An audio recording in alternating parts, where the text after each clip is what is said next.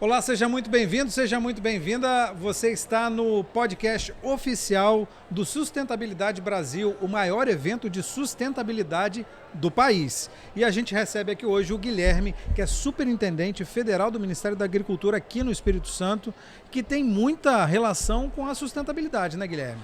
Sem dúvida. Aliás, a minha vida toda foi voltada para a questão ambiental e da sustentabilidade, né? Eu trabalhei no IBAMA por 37 anos.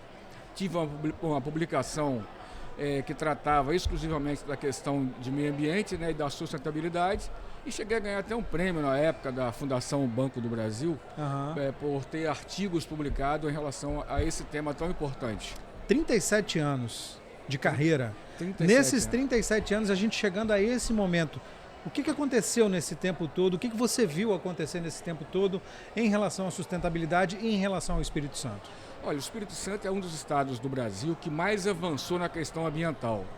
E aqui você vê realmente como a Mata Atlântica já ganhou espaço, está aumentando os espaços da Mata Atlântica, e tudo levando em consideração a capacidade de suporte do nosso ecossistema, ou seja, a sustentabilidade aqui tem realmente, na questão do meio ambiente, tem essa prática aplicada aqui nesse estado. Você está numa função hoje referente à agricultura. Vez ou outra, a agricultura é apontada como vilã da sustentabilidade. Como é que a gente está hoje aqui na nossa realidade local, no Espírito Santo, e na realidade do Brasil, como é que você vê isso? A agricultura precisa ser vilã da sustentabilidade? De forma alguma, a agricultura nunca foi vilã. Isso é uma história que criaram, que a agricultura seria grande vilã e o produtor rural acabava sendo tratado como bandido. Não é isso. Na verdade, tudo aquilo que a gente sobrevive, né? A nossa sobrevivência depende exclusivamente do produtor rural. Eu também sou produtor rural, né? E eu procuro exercer a minha atividade como produtor rural, levando em consideração a capacidade de ecossistema, o meio ambiente, né? O produtor rural, se existe água hoje nas cidades, depende muito do produtor rural, da preservação do produtor rural. Você vê bem, não estou desfazendo das cidades, de área urbana, mas a gente sabe que mais de 80% da questão da degradação ambiental do planeta não tem origem na área rural, mas sim na área urbana, né? E o produtor está cada vez mais sensibilizado, mais consciente, porque, aliás, consciência todos nós temos, né? O que precisa ter entre as pessoas é a sensibilização para a proteção do meio ambiente e levar em consideração realmente a questão da sustentabilidade, que você produz, levando em consideração a importância da natureza, dos corpos hídricos, dos recursos hídricos e de nossas florestas.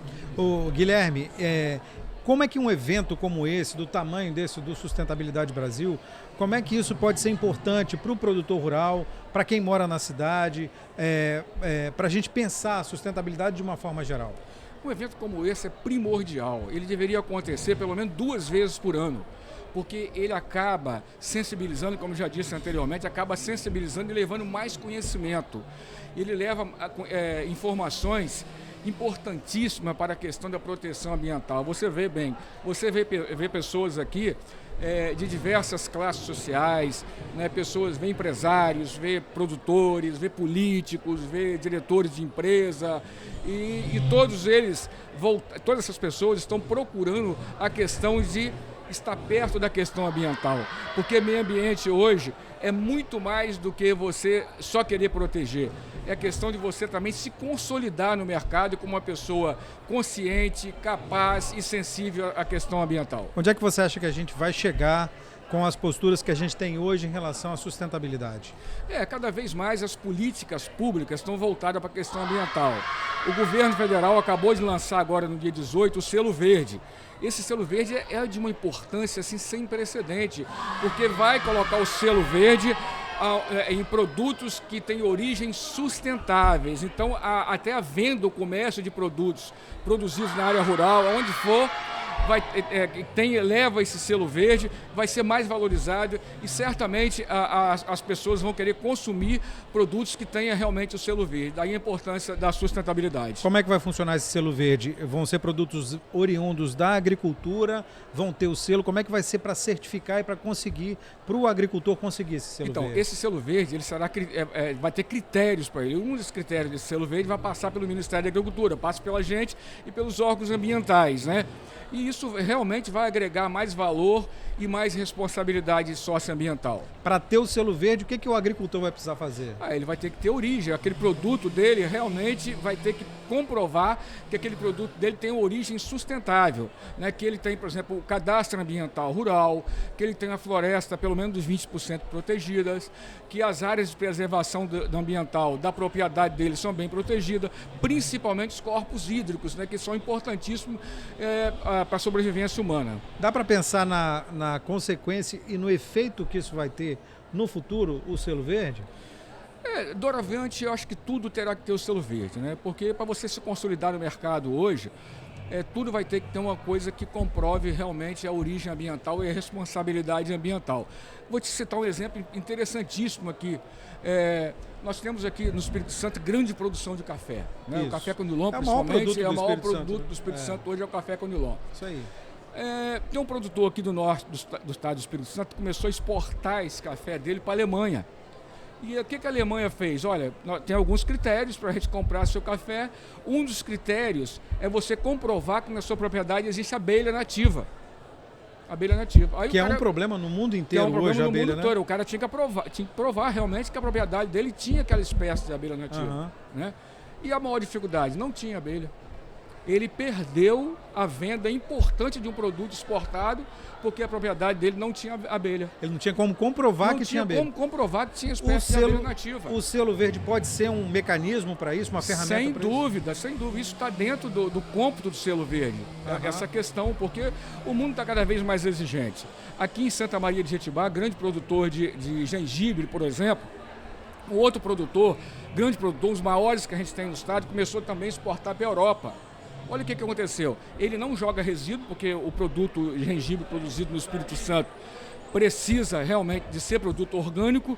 E esse produto chegou na Europa, ele apresentou resíduo de produto químico.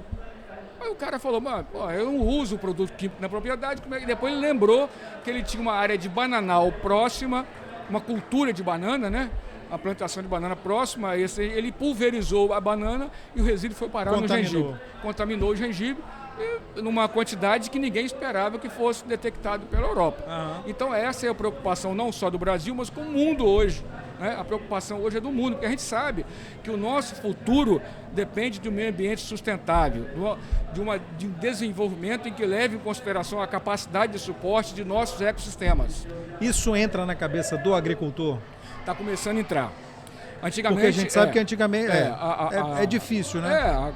Há 35, 37, 40 anos atrás, quando eu ingressei no Serviço Público Federal, até trabalhando com questão ambiental, né, eu tive vários artigos publicados nessa área, tinha uma dificuldade maior para se assimilar isso.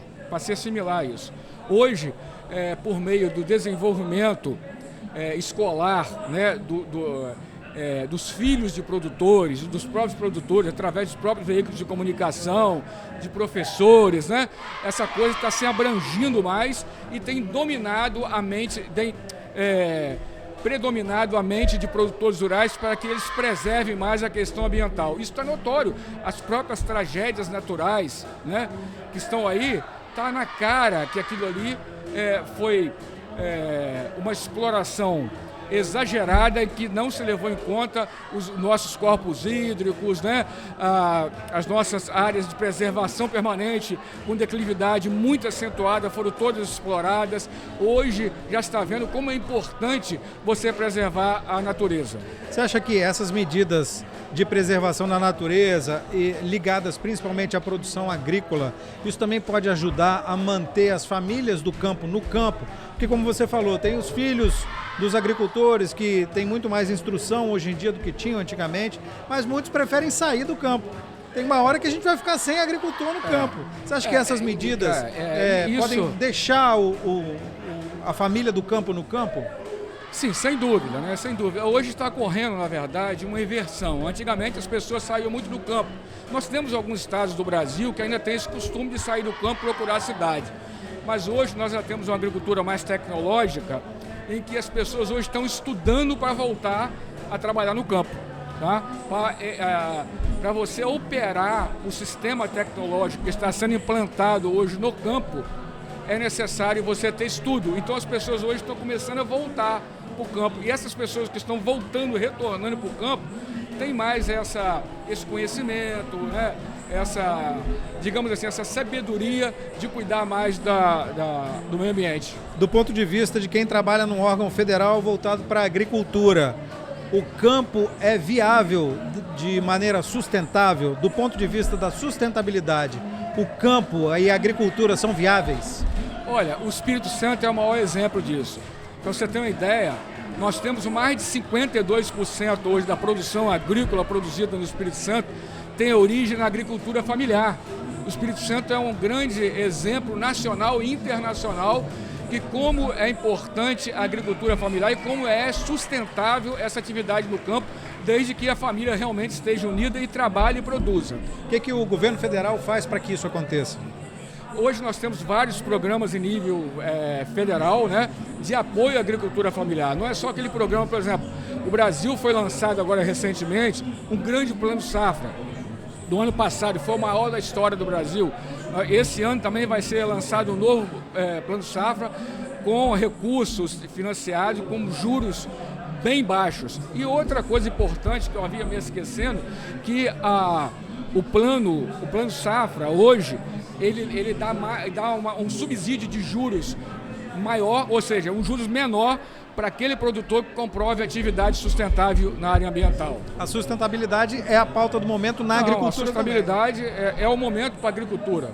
Sem sustentabilidade, hoje não há mais agricultura, não há de se falar mais agricultura. Por isso que eu estou aqui hoje apoiando e prestigiando esse importante evento em nível não só estadual, mas em nível nacional e vou mais, em nível internacional. Legal, Guilherme. Muito obrigado pelo seu bate-papo com a gente aqui. Parabéns a todos. Valeu.